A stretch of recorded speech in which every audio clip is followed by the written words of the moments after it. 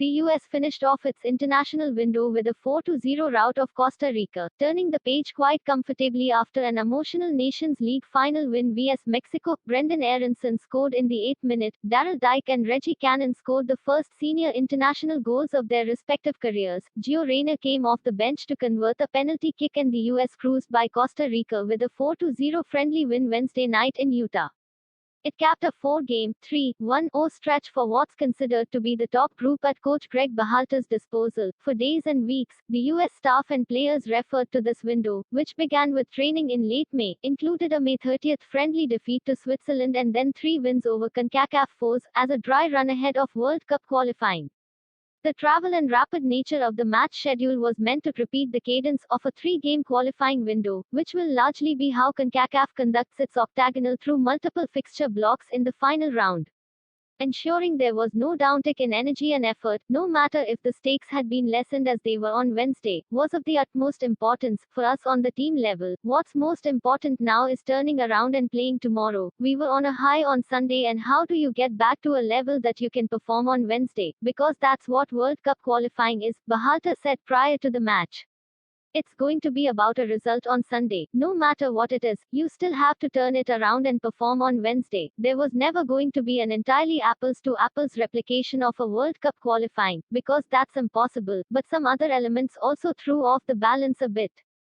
Extra time won't be played in World Cup qualifiers, for instance, but it was on Sunday, so an additional 30 minutes, and an intense 30 minutes at that, which doesn't account for the stoppages, were reviews and other lengtheners, surely factored into the 9 lineup changes made between Sunday and Wednesday, something that might be less likely to happen in a qualifying window. And while the US was committed to bringing a strong effort into Wednesday's friendly, that doesn't mean its opponent had to share the same conviction.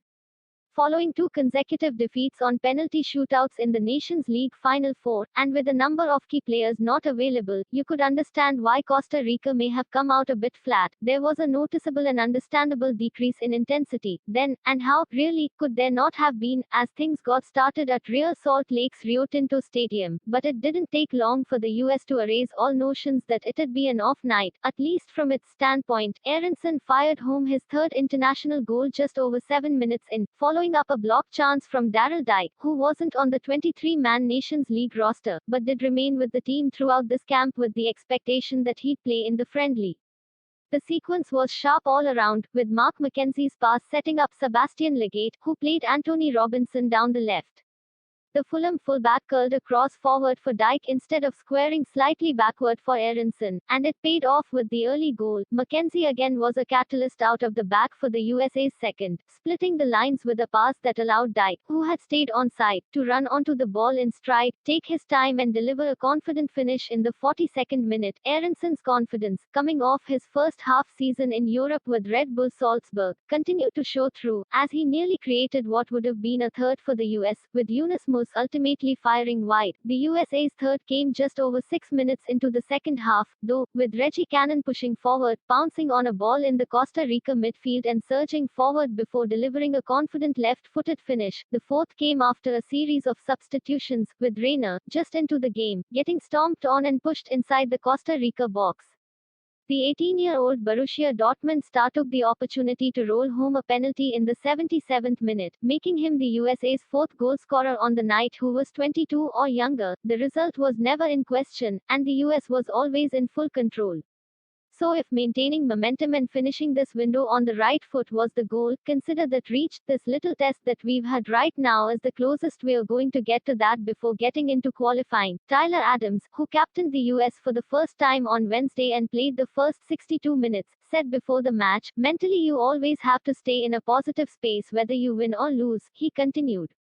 "You're going to have quick turnarounds in qualifying and there are going to be important points on the line." Adams reiterated the importance of creating the experience of a 9-point window, something the US can draw back on and envision when the pressure ramps up and each point is a step closer to booking a ticket to Qatar.